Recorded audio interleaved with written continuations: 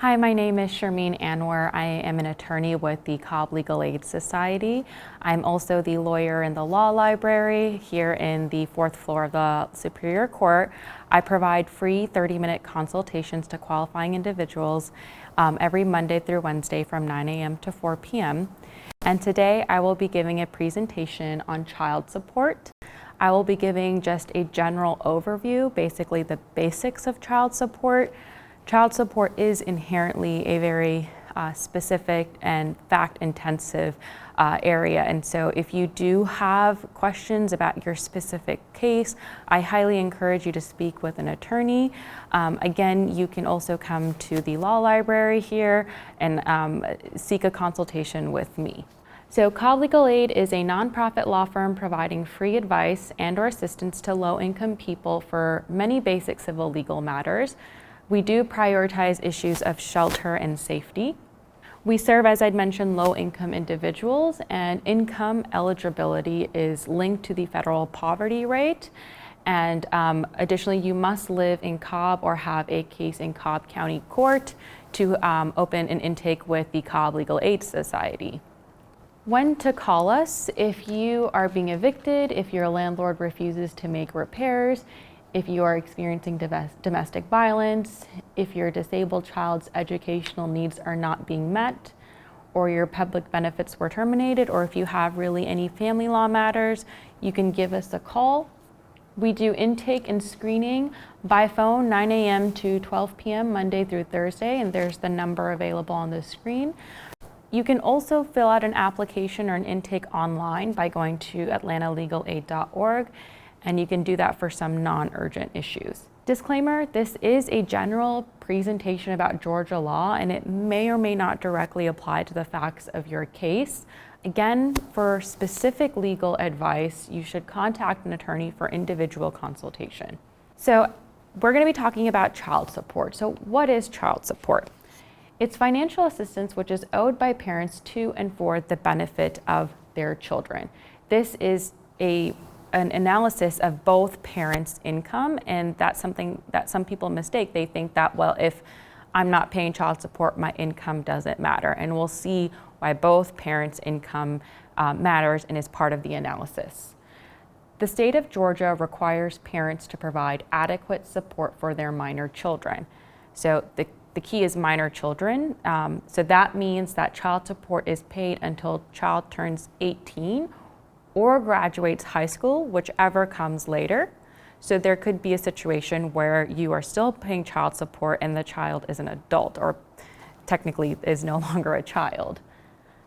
And keep in mind the adequate support that the Georgia guidelines come up with. This is just kind of like the number they come up with. Certainly there's some deviations from it depending on your certain situation, and we'll talk more about those deviations and adjustments. Importantly, child support can only be enforced by the court if there is a court order. I've seen this many times where a parent will come in and say, you know, I created or worked out this agreement with the child's father. We have it all detailed out and we had it notarized and even witnessed, but now father isn't paying child support. How can I enforce this agreement? And I have to say, you know, the only way the courts will ever enforce an agreement is if there is an existing court order. So even though you made an earnest effort to have this written out agreement, if it was not a court order, the courts cannot enforce it. So it's very important to seek child support, seek an order as soon as possible. So child support is paid until the child turns 18 or graduates high school, whichever is later. Importantly, child support can only be enforced by the courts if there is a court order. This is very important because there are several parents who may come in and say, we came up with this agreement, we signed it, we even had it notarized. And while that is a very earnest effort to come up with the child support arrangement, the courts cannot enforce that. The courts can only enforce an existing child support order. So if you would like your child to receive child support, you should seek it as soon as possible, because it's also important to note that child support is not retroactive. meaning if you seek child support when your child is 15, the court will not give you child support for the 15 years that have passed. Your child will only get support for the 3 or 4 years remaining. So it's very, very important to seek it as soon as possible. A parent cannot waive a child's right to child support. This is also important to note. Sometimes one parent may not be as willing to give child support because they feel that this is somehow support to the other parent. That is not true. This is what Georgia deems to be the adequate financial assistance that is the parent's responsibility to the child. So how do you obtain child support? Well, it comes up necessarily as a requirement of divorce proceedings. So if you have a couple with minor children who are seeking a divorce, the courts will require you to go through custody arrangements and child support. So you'll figure that out through that process. It's also a necessary requirement of the legitimation process. So if a father has a child out of wedlock, he needs to go through this process called legitimation in order to have legal rights to that child. In order to seek physical or legal custody, father must legitimate. And a byproduct of that process is figuring out child support in custody. You can also open a child support case with DCSS, which is the Department of Child Support Services. You can also seek assistance through a private attorney. Anyone who receives help from Temporary Assistance for Needy Families program can get help through DCSS without having to apply. All others would complete an application form and pay a fee of $25. It's important to note that really either parent can seek child support. So either parent can initiate child support process. It's not something that is exclusively available to the custodial parent. And it's actually quite to the benefit of the non-custodial parent, basically the parent who would be paying child support, to initiate it, because if that non-custodial parent is already making payments on a monthly or whatever basis, regular basis to the other parent, it's in their benefit to know, am I even paying the appropriate amount? Could I possibly be paying too much? Could I possibly be paying too frequently? So it's a very good way to kind of keep track of things. So it's something that is to the benefit of really either party to initiate. And this is to be kind of differentiated from legitimation, which only the father can initiate. No one else can essentially force or compel a father to initiate legitimation proceedings. So yeah, before we kind of go into the details of child support, I would like to take a moment to distinguish between paternity and legitimation. You must establish paternity in order to get child support. What is paternity? Well, establishing paternity means there is a biological relationship between parent and child. Signing the birth certificate can be evidence of paternity, and that can then allow you to seek child support. But paternity can also be established through swabbing the cheek or drawing blood, and these tests are like 99% accurate, so it's a great way to establish paternity, but you must establish that in order to seek child support. Again, to touch on legitimation again, this is the legal relationship between father and child. They're often talked about hand in hand, but they are two separate processes and they kind of have separate requirements. Again, if just because a father signs a birth certificate, that is not enough for legitimation. Doesn't mean that the father has now legal rights to the child, which is often something people confuse. But signing a birth certificate can be enough, or it can be evidence of paternity. So how do you come up with the child support amount? This is something that is on everyone's mind. How much is my child going to get at the end of the day? A Georgia child support worksheet is required in any case involving child support. They use the Georgia Child Support Guidelines online calculator, which I've included a link to here. And support is based on the income of both parents, the number of children, and certain expenses related to the children. It's very important to note that this is a very fact-intensive analysis. It's very specific to your situation. So sometimes I do have maybe a parent come to me and say, well, why is my sister getting far more child support than me? We're basically in the same situation. And the truth of the matter is that there's actually so many details that could make your situation unique from hers or from a friend or a family member. So it's important to keep that in mind. And how we calculate the actual child support amount can probably be best explained through an example. What Georgia does is it looks at the combined gross monthly income of both parents. So it'll look at let's take an example. Let's say that dad makes $8,000 and mom makes $2,000 gross monthly income. So that's a total of $10,000 a month. So the courts will then say, okay, if parents combined make $10,000, how much money would parents of that income spend on one child? And the worksheet shows us that the calculator shows that they would spend about $1,259. So that's the basic child support obligation. That says that one child needs about $1,259 for parents who make $10,000 a month combined. Now, that doesn't mean that the $1,259 is split in half, that, mom is responsible for half of $1,259 and dad is responsible for half of it. No, parents are responsible for their pro rata share, which is why it's important to look at these percentages. So since dad makes $8,000 of the $10,000, he makes 80% of it, of the total. And since mom makes $2,000 of the $10,000, she makes 20% of the total. So dad will be responsible for 80% of the $1,259, which is $1,007.20, and mom is responsible for 20% of the $1,259, which is $251.80. So that's how the child support amount, and that's just a general number. Of course, we'll talk about how these things are adjusted to be either higher and what each person kind of owes at the end of the day.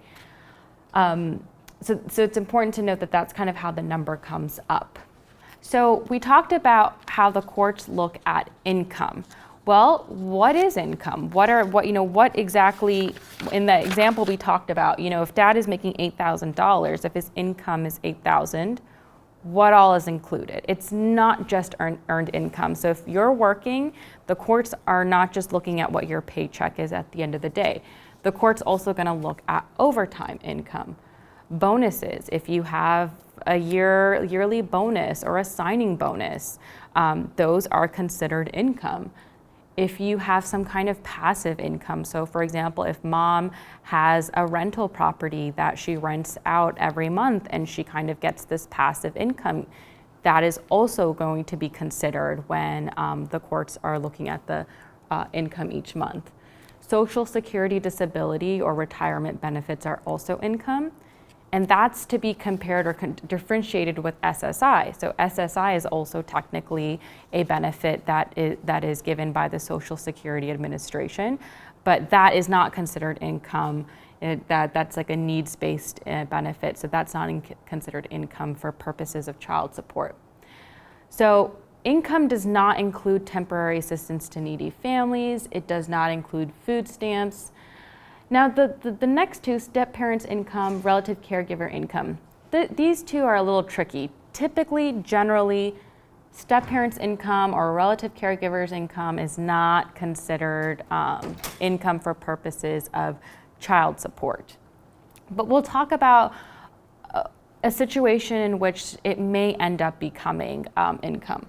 Adjustments and deviations. We talked about how, the basic child support obligation is what is spit out as like the basic amount, but this obviously can be adjusted, and there can be deviations from that. So for example, if your child has like extraordinary expenses, like for example, they have like a nanny, or if they are in a very expensive extracurriculars, which cost a lot more than maybe the average child would, need, or if they have daycare, after school care, summer camp, that basic child support obligation can be changed or accounted for, when those extra care expenses can be accounted for.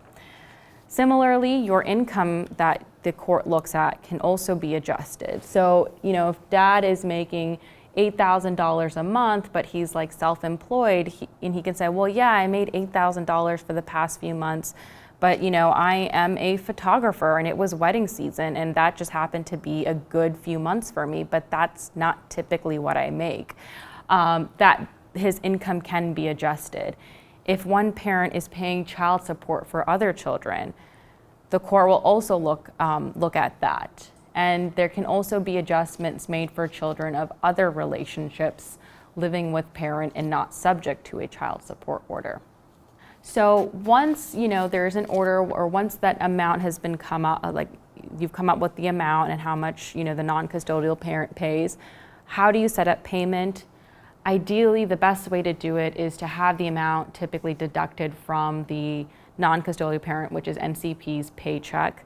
This is the most reliable way, as it will avoid a lot of tension, and it's good for both parties because now the NCP isn't having to always meet a deadline of making sure he or she transfers money, and then the custodial parent isn't worried about whether or not they're going to get that money on that particular day. So it's a good arrangement for both parties.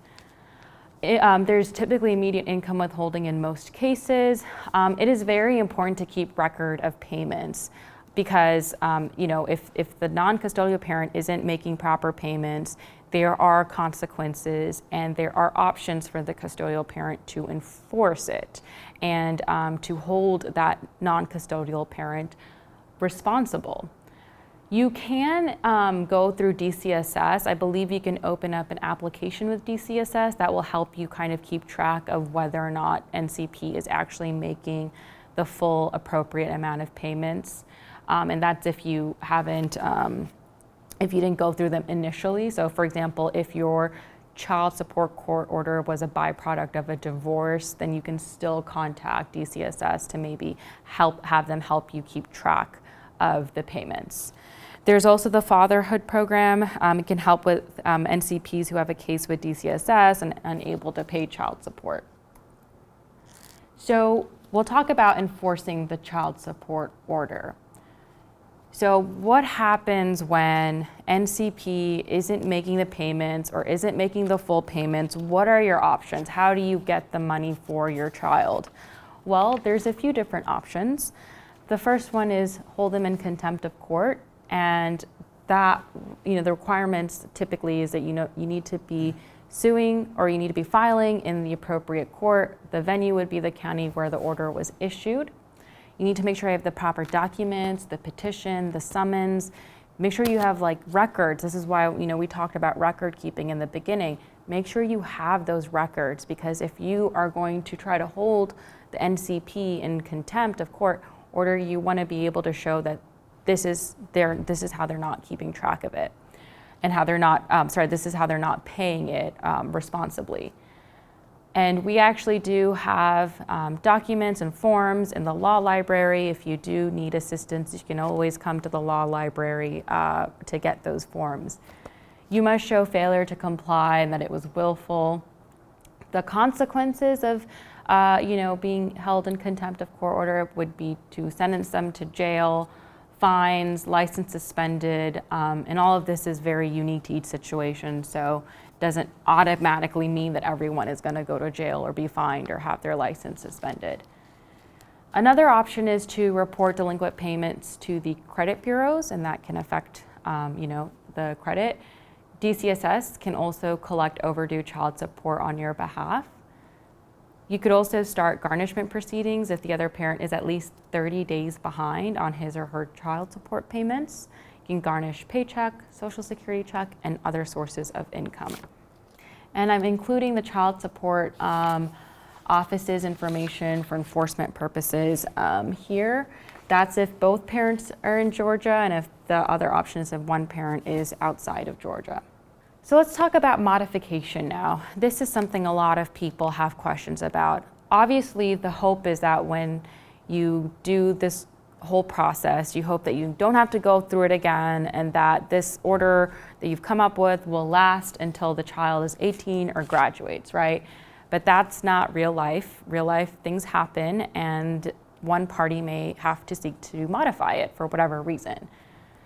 Again, it's so important, you must have an existing child support order.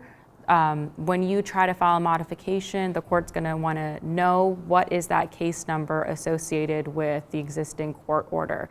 So I've had this happen before where a parent will say, well, we came up with this agreement and then we modified it, and I just wanna enforce it. And I'll say, sorry, if this is not a court order, it cannot be modified by the court.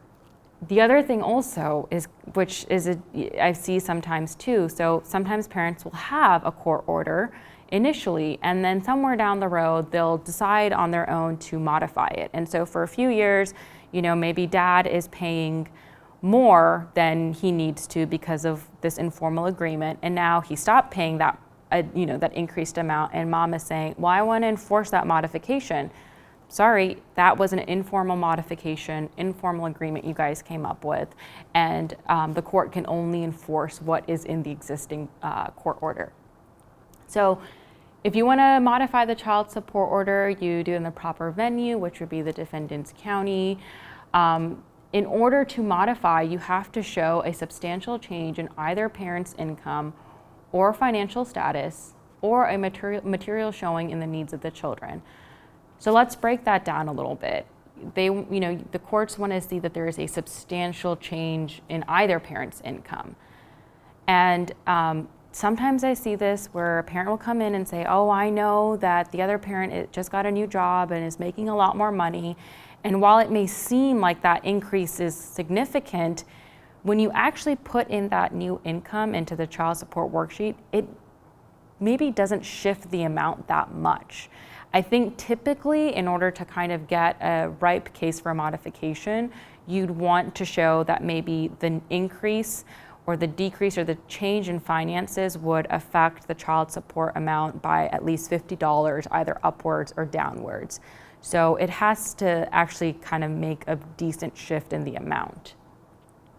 Something I also want to talk about is willful unemployment. So sometimes you have a situation where when the child support order was initially created, one parent, let's say mom, was working and she was making $40,000 a year. And let's say she decides that, I'm going to not work anymore. I'm choosing not to work. And she may say, well, I'm not working, I don't have income, and I don't think I should have, I want to have this change to reflect this change. I want to have the child support order changed so that it shows that I don't have income. That's not going to work. If you've chosen willfully not to be employed, whatever income you had before will still be imputed onto you. So that's important to note as well. So what does a change in the material showing in the needs of the children mean? Well, a good example is, let's say when the child support order was initially created, the children were in very expensive daycare where parents were shelling out thousands of dollars each month. And let's say now they are not in daycare. So that difference now in not having to pay daycare probably does affect the child support amount. So you could seek a modification in that situation to where it should be lower. But there's also situations where it should be higher. Let's say the child support modification was created when children were in school and now they're older and they're in very expensive extracurriculars where they're going to camps and there's all this expensive equipment and training. So you can seek a modification in that situation where the amount would be higher. So you must wait 2 years between modifications unless there is an extreme issue such as loss of job, which is why it is very important to notify and take the appropriate steps if you have lost your job and will be unemployed for a while. Make sure you take those appropriate steps as soon as possible. Let's talk about some common modification questions that we get. one question we get is, will the court reduce my child support obligation if I lose my job? If you lose your job, Georgia law gives you the right to immediately file a petition, which we've talked about. Although parents generally have to wait at least 2 years after filing for a previous modification of child support to file a new request, a parent who loses a job involuntarily or suffers another hardship that results in a loss of at least 25% of that parent's income may file for modification of child support right away, regardless of those 2 years have passed. The next question is, if I get married, can my ex seek an increase in child support based on my new spouse's income? So this is what we sort of touched upon before, where will the step parent's income be considered for child support purposes? And honestly, it just depends on the situation. Generally, in an action to modify child support, a parent must establish that there has been a substantial change in income or financial status of either parent since the date of the original support order. If your ex-wife can prove that your remarriage resulted in substantial improvement in your financial status and an increase in the amount of income you now have available for child support, there is a possibility that the child support obligation could be changed. But again, generally the answer is no. You would really have to show that somehow their finances have changed so much so that they could give more for support. So can I stop paying child support if the child comes to live with me?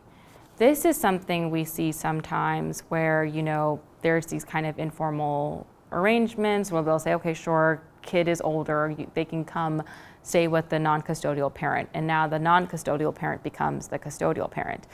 So this now touches on custody issues, right? Because there's also danger when you do these informal agreements with custody.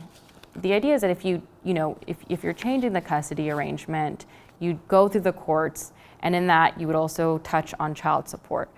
But let's say you didn't, then you'd need to make sure you that you seek a termination or something with the courts to show that you are now the custodial parent, and that you should not be having to pay. But it does not automatically stop, and it still accrues. You would just have to take the appropriate steps. And we talked about, the other questions, how often can I file to reduce or increase child support obligation? We talked about that. It's typically every 2 years. You have to wait 2 years, or there needs to be some kind of severe financial or some kind of exception allowing you to make an exception to the 2-year rule. So that was a very general overview of child support. Again, this is a very fact-intensive, detail-oriented analysis that often requires a more kind of individualized assessment. So if you do need a consultation, I encourage you to contact an attorney for help. There's legal aid, which the contact information is here. You can call, or you can do online. You can also come to the law library. As I'd mentioned, I am located in the law library, which is on the 4th floor of the Superior Court. I provide free 30-minute consultations to qualifying individuals Monday through Wednesday from 9 a.m. to 4 p.m. And thank you very much.